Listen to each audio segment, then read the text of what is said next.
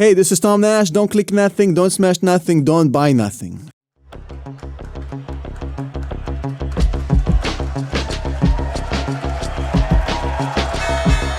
I want to start with a quick story. I think there's two sorts of people on this world. Ones that are super prepared, well in advance, manage risks, kind of like my wife. When we leave for a vacation and we need our passports, we need to pack, everything is ready a week in advance. We leave 5 hours before the plane. We're always ready for whatever comes. And you got me. I pack 10 minutes in advance and I rush through the airport, running, sprinting on the jet. And basically, that's how I live my entire life. Now, you can argue a certain thing is better or worse. Their way of life or your way of life might be better or worse. It doesn't really matter because you are what you are. The problem is that if you live life like I do, which is basically on the edge, you have zero risk tolerance. Now, let's say that you're driving to the airport and you're flooring it all the way. All of a sudden, there's a traffic jam. You missed a flight. A cat on a tree. You missed a flight. You forgot your passports. Now, the Federal Reserve faces the same problem, and I'll explain. So the Federal Reserve is running a policy that's based on not traffic jams, not cat on a tree, being able to get just on time. And most of the time when things are going well, that works. But whenever you have a problem, that's where the feet hit the shan. And this is exactly what just happened. So the Federal Reserve have been managing this inflation and they've been pretty much playing it by ear. Because look, they also have their own issues. The secret is they can't really raise interest rates because of the U.S. national debt. They're pretty much stuck.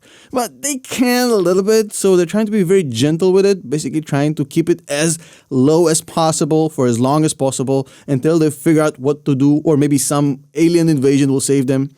But here's the thing. The one thing they didn't plan for, because how could they, is the invasion to Ukraine by Russia. Now, that invasion in itself creates a huge clusterfuck of supply chain issues, commodity pricing, metals pricing, energy crisis, you name it, the crisis is there. Now, what it does to us as consumers is that we obviously have to suffer higher consequences as far as pricing on gas, on food, on goods and services, on everything across the board. Now, look, the CPI just came out. The consumer price index is 7.9%, an increase of 0.9% in a single month. That is the highest it's been since June 1982. Now, it's a 40-year high. Now, even if you just look at the core is 6.4. It's really high. It's a 0.4 increase. So we're looking at a major inflationary spike before the invasion. You have to understand that these numbers that just came out, they're attributed before the invasion. That's just February. So even without the invasion, without this craziness that's going on right now with the supply chains, with commodities, with oil, we were already on a really nasty path to double-digit inflation. And look, prices are not just going up on the stuff that are kind of fluctuating. We do have this indicator called the sticky prices. Those are actually going up quite higher than people ever imagined. We had 1.7% sticky inflation in February last year. We're already at 4.5% on February this year. So it's not just the fluctuating outliers. The core and the sticky prices are rising just as bad. Now, look, this might lead you to the conclusion that, hey, this means that the Fed needs to be much more hawkish. Let's go. Well, not necessarily, and I'll explain. Well, the first thing is you can't solve the Russia-Ukraine supply chain issues by raising interest. Raising interest isn't going to magically make a palladium appear in the United States and create wheat and create oil. It doesn't work this way. So raising interest rates is not a magical solution that just works anytime you have supply chain issues. In fact, it works when you have an oversupply of money.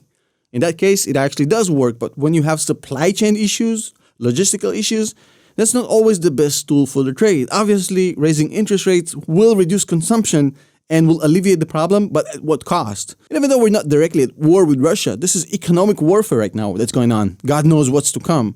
It is definitely not the best time to cool off the market and risk a recession. That's the time when you just want to chill and let things play out. Now, look, I'm going to be honest with you. Energy is a complete wild card. Nobody knows what's going to happen to the prices because we're pretty much at the hands of OPEC right now. If OPEC decides to help us, then the problem is solved and that's a non-issue. If OPEC doesn't decide to help us, we're pretty much screwed and price is going to go through the roof. Nobody really knows. But the one thing that economists are saying right now is like, look, because the money supply is not as bad as we had during the pandemic and it's just strictly a supply chain issue, if we see higher prices, because energy prices and commodity prices are going to push food, goods and services and gas, going to push it up. So if you have higher prices, by definition, that increase, that spike in pricing is going to push consumption down because people are less incentivized to buy expensive shit if they don't have the money printer going brrr. We don't know what's going to happen. This is uncharted territory. And I'll be honest with you, Jerome Powell, in my opinion, right now has the toughest job in America. This is crazy. The man has a lose-lose-lose situation. It's a gauntlet of crap. It's about to come down on him. There's literally no good solutions. Now, look, if you want to hear me talk more about economics, macroeconomics, the stock market, the financial markets, and you lasted this long in the video, which means you might, I have a new daily show that I do with my friend and partner, Justin O. We don't call the show O Nash, which we should, by the way. It's called Money Talks. The link is going to be below. We do it every day, Monday through Thursday. Come check us out. I think you'll enjoy it. Now, look, one more thing. If you want to actually support this community and support this channel, because these are, not the sort of videos that get a lot of monetization, macroeconomics and shit, you can join our Patreon. It's $5 per month. The link is going to be below. You're going to participate in our Zoom calls and be a part of the community, but mainly you'll do this to support the channel and keep this going if you're interested. And as always, a huge shout out to the existing channel members and the Patreons. Thank you so much. 4,000 of you are here to support this channel. I love you all. See you tomorrow.